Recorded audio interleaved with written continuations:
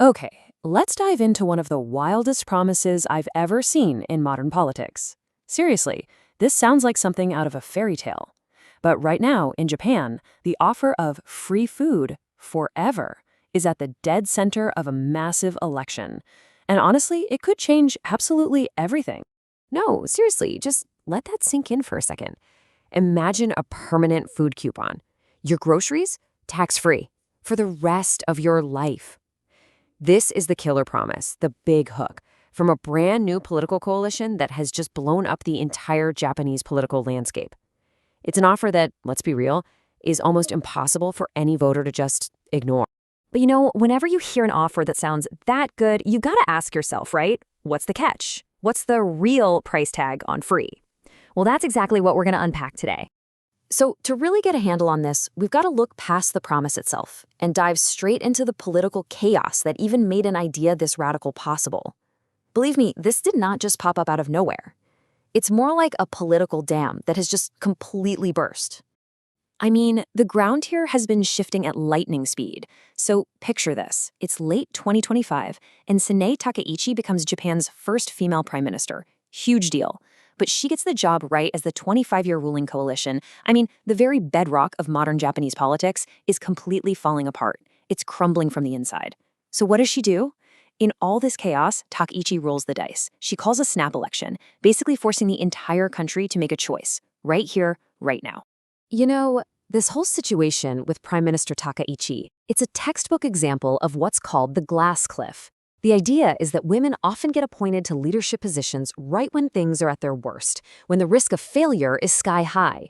She wasn't handed power when things were calm and stable. No way. She was put in charge right in the middle of a full-blown crisis. So she inherited this incredibly unstable mess, and now she has to legitimize her own power through the snap election. It's a massive, high-risk, high-reward gamble for her entire career. So all this chaos has basically created a brand new political battlefield. It's a total shakeup. On one side, you've got Prime Minister Takaichi's government. That's her party, the long-ruling conservative LDP, teamed up with the reformist Ishin Party. Their big slogan? A strong Japan. Then, on the other side, you've got this completely new team-up, the center-left CDP and the Komeito Party, which just broke away from the old coalition. Their message is powerful and simple, putting livelihoods first. All right, let's get to the real meat of this thing, the trade-offs. In Japan, there's this concept called sontoku. It's basically a very practical, everyday way of thinking. You weigh the gain versus the loss. The son is the loss, the toku is the gain. It's how people decide if something's worth it. And we're going to use that exact same logic to break down this very seductive promise of free food. So the first part of that price tag, it's a number so huge it almost doesn't feel real. 5 trillion yen. That's about 33 billion US dollars, just gone. That's the amount of tax money that would just vanish from the government's budget every single year. That is a massive, massive hole to fill. So the big question is, how on earth do you fill a hole that big?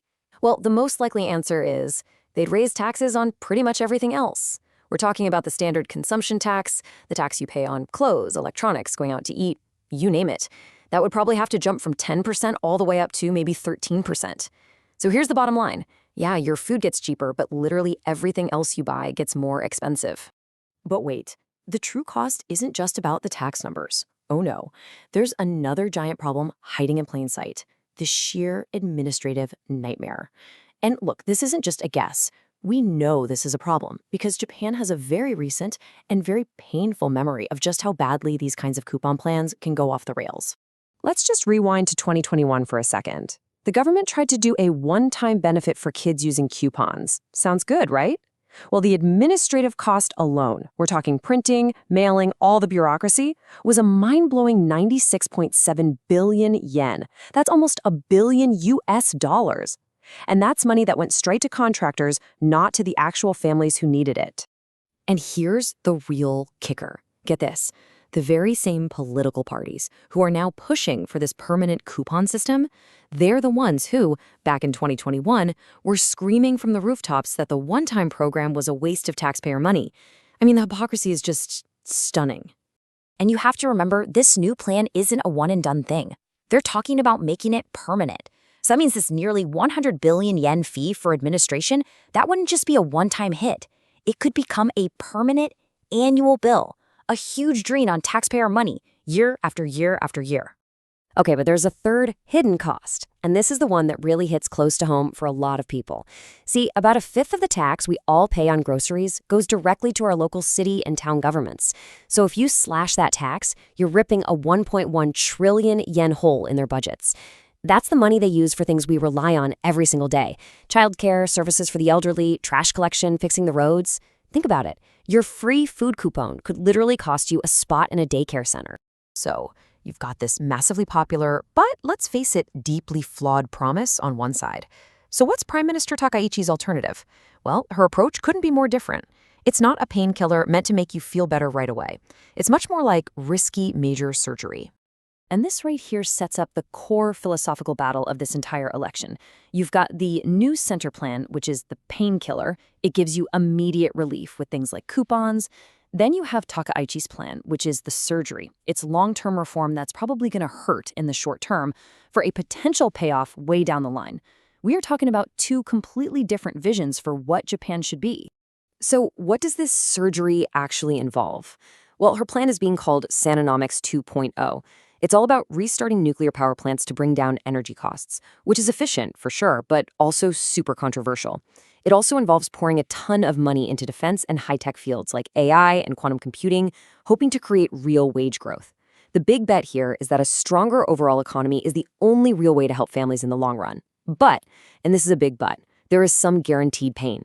She's also talking about reviewing healthcare costs, which would almost certainly mean people paying more out of their own pockets for things like medicine. So really, it all boils down to this. This is the ultimate choice. This election is forcing every single person in Japan to make that Santoku calculation, that personal gain versus loss equation, not just for themselves, but for their families and for the future of the whole country. So let's really break it down. Who wins and who loses here? Well, if you're a low-income retiree on a fixed budget, that coupon plan looks like a huge immediate win, no question. But if you're a high-income investor, it looks like a fiscal disaster waiting to happen. And what about the regular working family, caught right in the middle? Man, that is a tough call.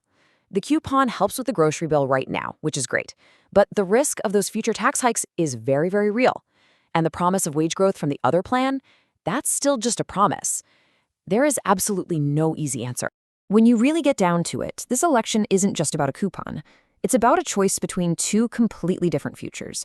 On one hand, you could have a kind Japan, one that puts immediate relief and social welfare first, even if it means being inefficient and piling up debt for our kids to pay off. Or you could have a strong Japan, one that asks everyone to sacrifice a little now in the hopes of building long-term strength and security for the future. And that leaves us with the final big question, the one every single voter in Japan is wrestling with. So, I'll ask you. Would you take the guaranteed money right now, knowing the massive hidden costs that the next generation will have to pay? Or would you risk more short-term pain for just a chance at a stronger, more prosperous future?